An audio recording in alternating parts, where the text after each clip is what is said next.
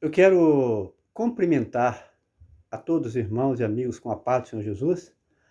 A palavra do Senhor Deus nessa noite ela encontra-se na carta de Paulo aos Romanos, capítulo 12, versículo 1 e versículo 2 nos fala assim: Rogo-vos, pois, irmãos, pela compaixão de Deus, que apresenteis vossos corpos por sacrifício santo, vivo e agradável a Deus, que é o vosso culto racional.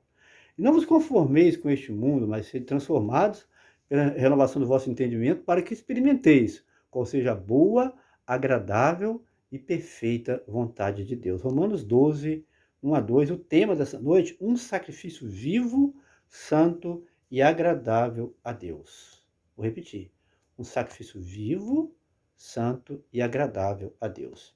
Eu havia, por ocasião da abertura desse canal, Projeto de Deus Alfa e Ômega, seguindo uma orientação do Senhor, consagrando a vida por aproximadamente 2 meses, de 0 até as 12 horas. Depois fiquei um período sem fazer consagração, e mais recente aqui, até o dia 31/12, estive fazendo consagração mais ou menos 30 dias de 0 às 9.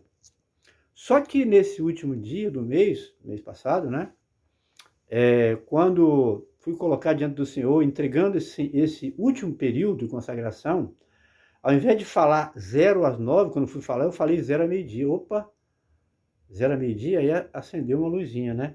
Então ali eu entendi, quando fosse recomeçar mais um período de consagração, o Senhor estava requerendo de mim voltar a fazê-lo de 0 até as 12 horas. E assim foi. Ontem, ao consultar o Senhor, por esse motivo, o Espírito Santo confirmou na palavra de Deus que eu deveria consagrar de novo de 0 a meio-dia. E agora há pouco, enquanto eu clamava o Senhor por esse motivo do jejum, que é pela igreja do Senhor e para Deus preservar a nossa liberdade, o culto a Deus livremente pela nossa nação, para Deus dar livramento à nação, de todos que querem impor a ela. Então o Senhor, de tudo que querem impor a ela, então o Senhor falou ao meu coração através dessa passagem bíblica, Romanos 12, 1 a 2. Quando Paulo, o apóstolo, ensina aos romanos, faz um apelo aos cristãos de Roma para que aprendam a oferecer, a apresentar os vossos corpos por sacrifício vivo. Porque Paulo, assim como Jesus, utilizou muito o Velho Testamento, a lei de Moisés, para trazer ensino aos cristãos, fazendo assim a transição do Velho Testamento para o Novo Testamento, algo que ainda muitos cristãos não assimilaram. Ele diz sacrifício vivo porque no Antigo Testamento a lei ensinava aos judeus que quando tivesse cometido um pecado, deveriam levar um animal ao sacerdote e que sacrificasse esse animal e o colocava sobre o altar do holocausto para ser queimado, a fim de que Deus perdoasse o seu pecado. Só que agora, na nova aliança, na dispensação da graça, a qual nós também fazemos parte, não é necessário mais esse tipo de sacrifício.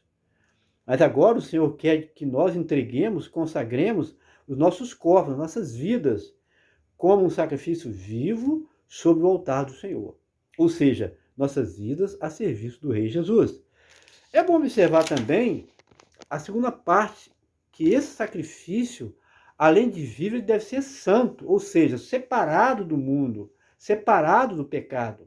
Isso significa que para a nossa vida ser colocada sobre o altar do Senhor, não é de qualquer jeito. Não temos que nos separar, nós temos que nos separar do mundo, pois tem pessoas que querem viver com o pé na igreja e outro mundo. Você deve conhecer alguém assim, né? Quem que não conhece? Não é assim, o Senhor não te aceita, não te abençoa. Nós precisamos nos afastar das contaminações do mundo, pois a Bíblia diz, o mundo jaz no maligno.